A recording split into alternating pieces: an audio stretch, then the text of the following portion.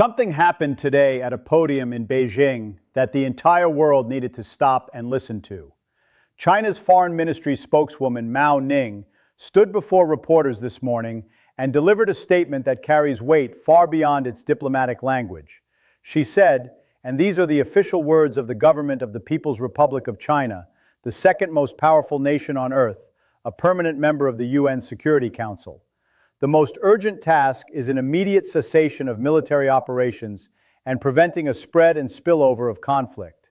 She then confirmed that one Chinese national had already been killed in crossfire in Tehran, that more than 300 Chinese citizens had been evacuated from Iran, that China's embassy in Israel had issued urgent notices telling Chinese nationals to evacuate immediately, either to safer areas inside Israel or to leave through Egypt via the Taba border crossing, and that China was ready to work with the international community at the UN, the Shanghai Cooperation Organization, and every other available platform to, in her words, speak up for justice. When a country that has 1.4 billion people, the world's second largest military, veto power at the Security Council, and a 25-year strategic partnership with Iran is using the phrase, speak up for justice, that is not a diplomatic statement.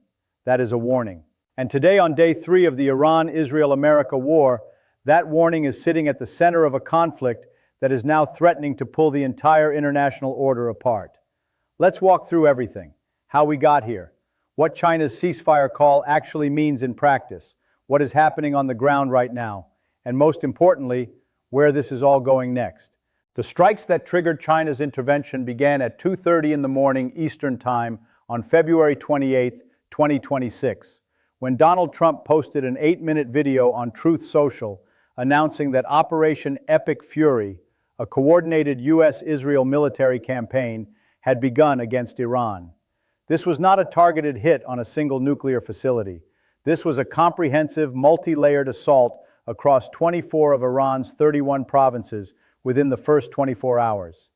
B-2 stealth bombers, B-1 strategic bombers, Israeli Air Force munitions, over 1,200 strikes in the first day alone. Targets included Iran's nuclear and ballistic missile infrastructure, its air defense systems, its naval command, the IRGC's entire command structure, Iranian state television, hospitals, Azadi Stadium, Milad Tower, and, most consequentially, the personal compound and office of Supreme Leader Ayatollah Ali Khamenei himself. By the morning of March 1st, Iranian state television confirmed what the world had been dreading. Khamenei was dead. The man who had ruled the Islamic Republic for 36 years, killed in a strike that Trump later said hit him during a breakfast meeting with aides. Trump's description was chilling. He said Khamenei believed he was safe because the meeting was in broad daylight. He was not safe. China's first official reaction came within hours of the strike's beginning. On Saturday, February 28th, the Foreign Ministry spokesperson issued a statement calling the strikes a matter of deep concern and demanding an immediate ceasefire. China said Iran's sovereignty, security, and territorial integrity must be respected. China's state news agency, Xinhua, went further, calling Washington's use of military force a flagrant violation of the UN Charter and a departure from fundamental norms of international relations. Then on Sunday, March 1st, after Khamenei's death was confirmed, China escalated its language dramatically. Foreign Minister Wang got on the phone with Russian Foreign Minister Sergei Lavrov and told him it was unacceptable for the US and Israel to launch attacks against Iran, still less to blatantly assassinate a leader of a sovereign country. Wang called for an immediate ceasefire and the earliest possible return to dialogue and negotiation. China then called an emergency UN Security Council session, with Russia's support, to discuss the crisis. That session happened on Sunday. The United States has veto power on the Security Council. Nothing binding came out of it. But China showed up, China spoke, and China made sure the entire world saw it doing both. Then this morning, March 2nd, day 3, Mao Ning appeared at the regular Foreign Ministry press briefing in Beijing, and China went even further. A reporter from Iran's state broadcaster directly asked China whether Beijing and Moscow had discussed providing military support to Iran if Iran requested it. Mao Ning did not say no. She redirected to the official readout of the Wang Lavrov phone call and said she had no more information to add. That non-denial in a moment like this is being read very carefully by intelligence services across the Western world. A reporter from Anadolu Agency asked the same question: China and Russia, military support for Iran, yes or no, and received the same answer. Separately, China confirmed it was evacuating 3,000 of its nationals from Iran through 4 land routes to Azerbaijan, Armenia, Turkey, and Iraq. China is getting its own people out. That is not the behavior of a country that is merely concerned. That is the behavior of a country preparing for a much longer and much worse conflict. Now let's look at what China's ceasefire call is actually running up against on the ground. Because the reality in the Middle East right now makes any ceasefire look almost impossible to achieve in the near term. Iran's retaliatory strikes are now confirmed to have hit 9 countries simultaneously. Israel took ballistic missile strikes, killing at least 10 people, including 6 in a single attack on a residential building in Beit Shemesh. Dubai International Airport, one of the busiest airports on Earth, was struck and damaged. Qatar's LNG energy sites were hit, sending immediate shockwaves into global energy markets. Kuwait International Airport was struck. The U.S. Navy's 5th Fleet headquarters in Bahrain was targeted. Explosions rocked Abu Dhabi, Manama, and Muscat. Jordan's armed forces intercepted 49 drones and ballistic missiles. An oil tanker was struck off the Omani coast, killing at least 1 crew member. A UK Royal Air Force base in Cyprus, the sovereign British territory of Akrotiri, was hit by an Iranian drone, pulling Britain physically into the blast radius of this war. And Iran's foreign ministry issued a statement saying the Iranian military had lost control over several units which were now operating on old, pre-programmed general instructions. That means elements of Iran's military are conducting strikes based on contingency orders set before the war began, not based on real-time command decisions.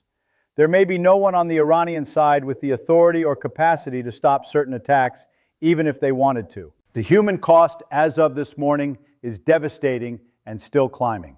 Inside Iran, at least 555 people have been confirmed killed across the country from U.S.-Israeli strikes. The single worst incident remains the strike on a girls' elementary school in Manab in southern Iran. Iranian state media confirmed the death toll at 148 children. In Israel, at least 10 are dead and 40 buildings in Tel Aviv have been damaged. 4 American service members have been killed.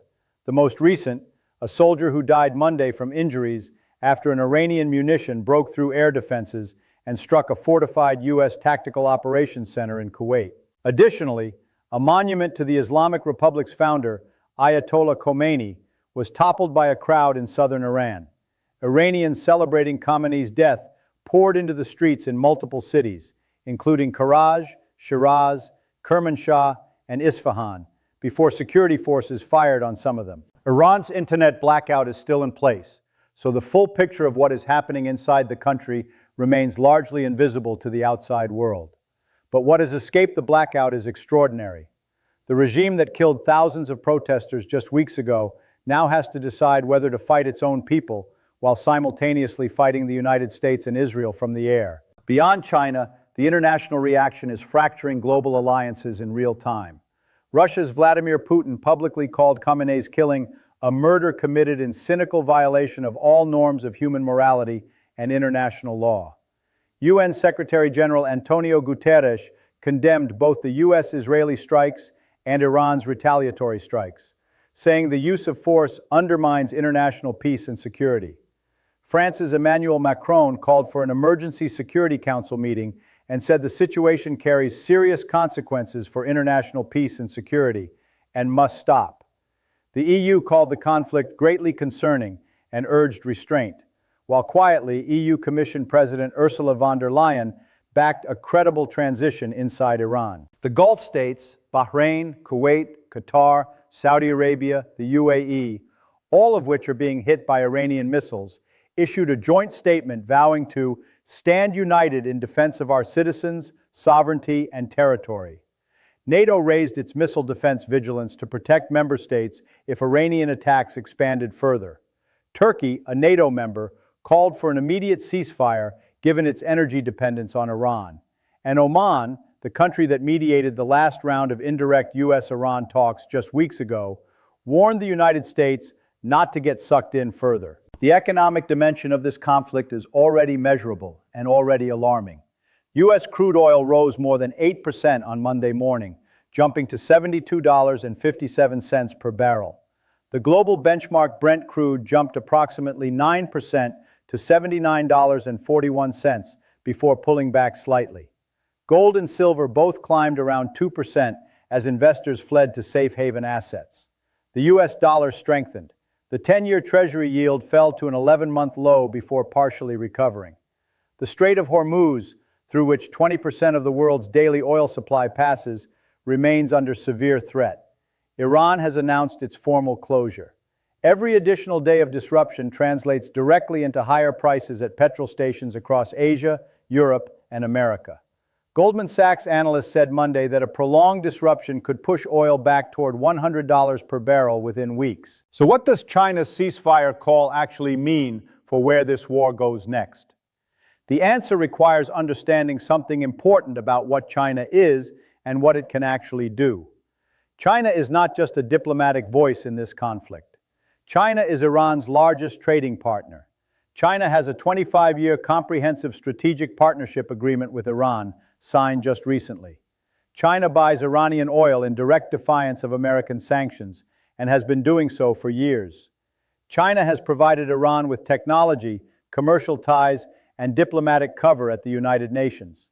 If China wanted to exercise real leverage over Iran, over the IRGC units still firing, over the factions competing for power in Tehran's current leadership vacuum, it has the relationships and the economic tools to attempt it. The critical question that no one in Washington, Moscow, or Beijing can answer today is whether China will choose to use that leverage to push for a genuine ceasefire, or whether China will sit back and allow the United States to exhaust itself in a Middle Eastern war while Beijing watches its geopolitical competitors bleed.